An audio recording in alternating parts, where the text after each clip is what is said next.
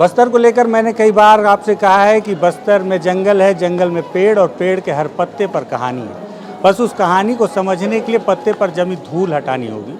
तो उन धूल को हटाने का काम कर रहा हूँ। लगातार छोटी छोटी बड़ी बड़ी कहानियाँ लेकर आपके सामने आ रहा हूँ। आज एक बार फिर से एक कहानी है और उस कहानी के संबंध में एक बहुत महत्वपूर्ण बातचीत होनी है। इस बातचीत को आपको सुनना जरूरी है, पूरी बातचीत आप सुनिएगा। नमस्कार, मैं विकास तिवारी हूँ, आप बस्तर टॉकीज देख रहे हैं।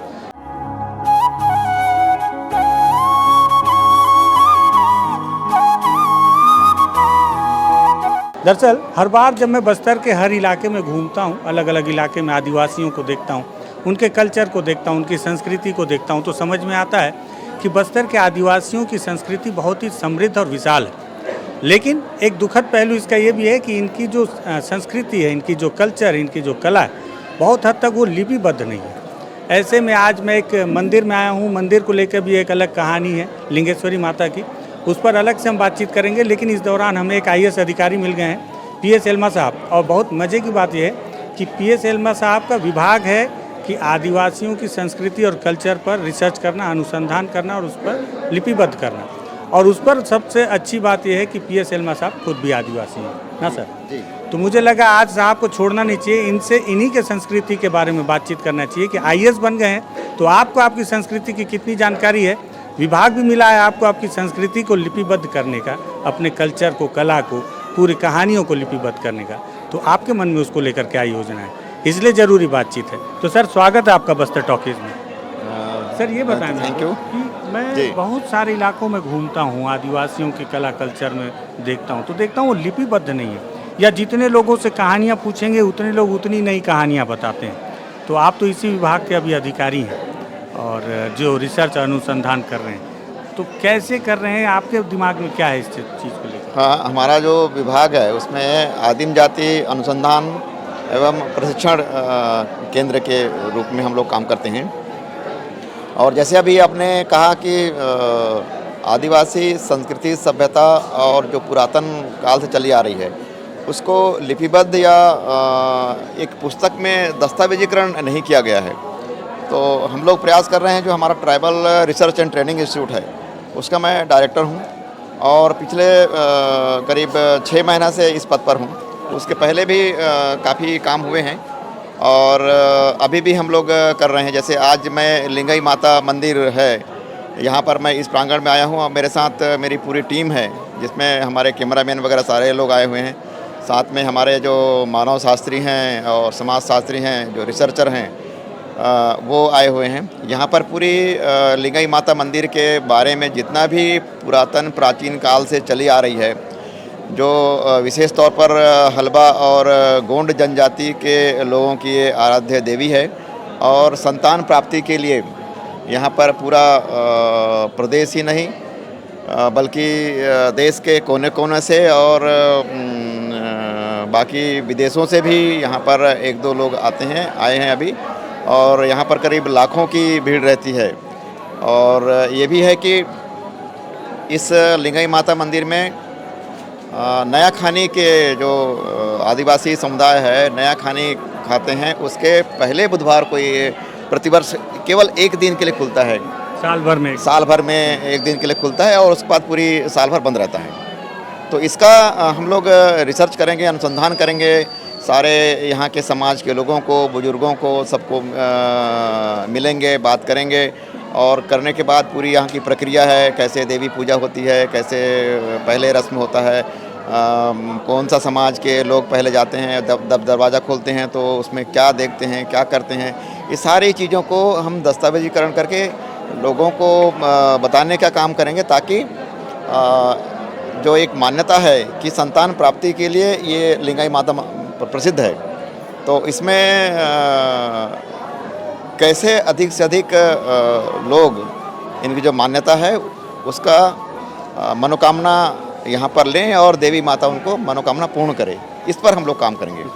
लेकिन मेरा एक सवाल, ये तो आपने लिंगेश्वरी माता के बारे में बताया, लेकिन मेरा जो सवाल है, इसके अलावा बहुत सारी कहानियाँ और बहुत सारी संस्कृति, रीति रिवाज हैं जो लिपिबद्ध नहीं हैं, उनके दस्तावेजीकरण के लिए क्या? हाँ, इसमें हम लोग काम कर रहे हैं। जैसे आदिनांद करके हमने एक बुक निकाला है। क्या नाम है? आदिनांद। आदिनांद। अच्छा। और इसमें जितने भी हमारे प्रदेश में जनजाति हैं, खासकर जो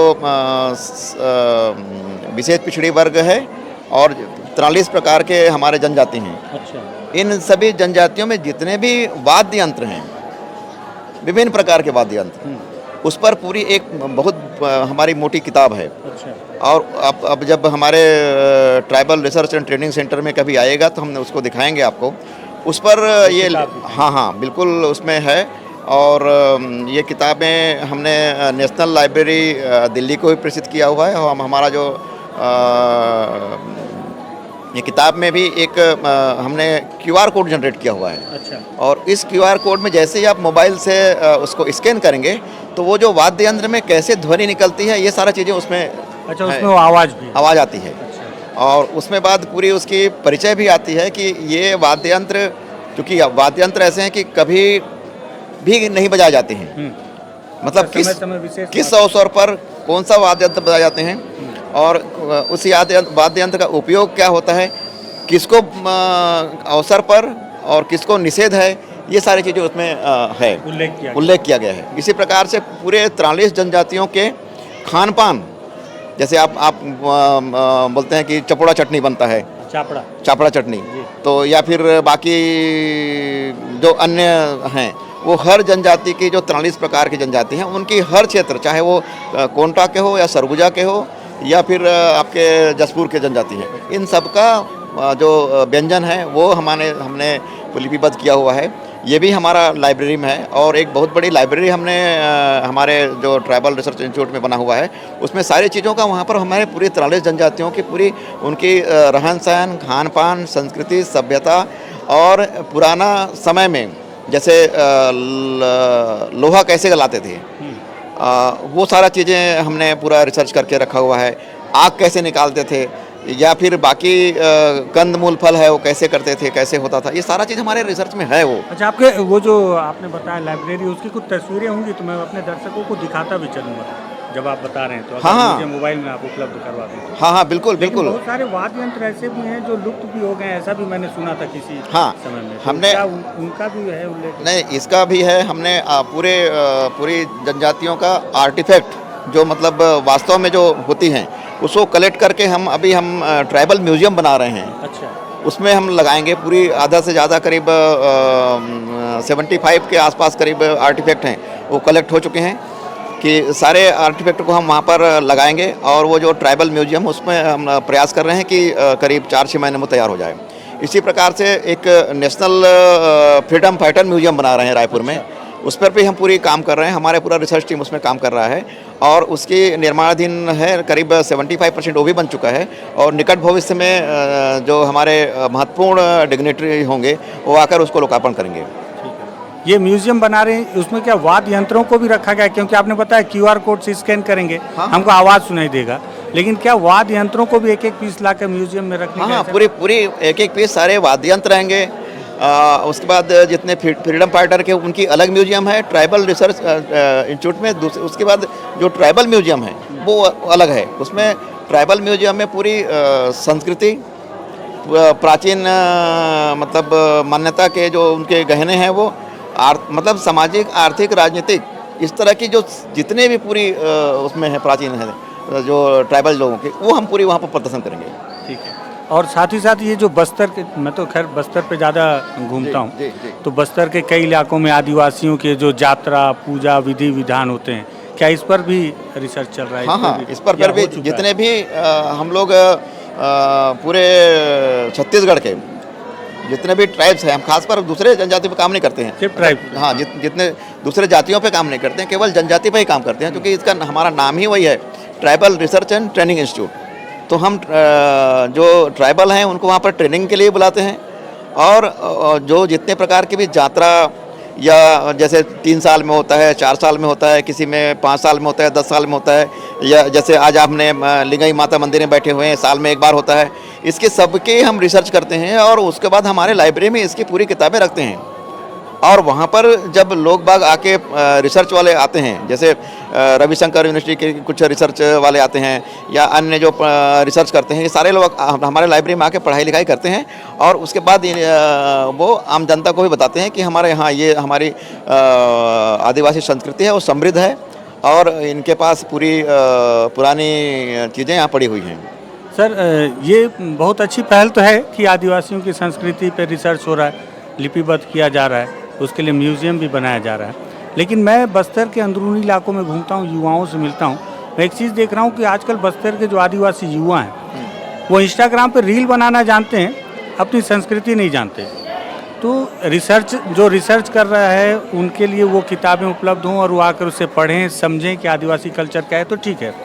लेकिन जो सबसे ज़्यादा ज़रूरी है कि आदिवासी युवाओं को उनकी संस्कृति, कल्चर और वाद्य यंत्र के बारे में जानकारी हो। हाँ बिल्कुल, यहाँ तक पहुँचाने के लिए क्या कर रहे हैं? बिल्कुल आप सही कह रहे हैं, इस पर भी हम लोग काम कर रहे हैं। अभी जैसे छत्तीसगढ़ शासन की एक महत्वपूर्ण योजना है, खासकर बस्तर के जो आपके माओवादी इलाके में काम हो रहा है, जो नियत नीलानार नाम से चल रहा होगा, आपको पता होगा। तो इन जगहों पे हम लोग अभी उनके लोकल लैंग्वेज पर जितनी भी शासन की योजनाएं हैं, लोकल लैंग्वेज पर हम उसको यूट्यूब में डाल रहे हैं, ताकि जो अपना छोटे छोटे रील्स बनाते हैं वो हमारे रील को देखें और जानें और समझें कि हमारा जो पुरानी संस्कृति सभ्यता है या हमारा जो सामाजिक रहन सहन है, खान पान है, ये पूरी चीज़ें कैसे उनको पता हो। ये हम इस पर काम कर रहे हैं। हर चीज़ पे हमारा, जैसे अभी पूरे श्रृंगार पे हम कर रहे हैं कि महिलाओं कैसे पूरी जनजाति में श्रृंगार होती थी, उनका पहनावा कैसे होता था, उस बाद खान पान पे मैंने बताया ये, और उस बाद पढ़ाई लिखाई कैसे होती थी पहले, अब क्या करनी चाहिए अभी।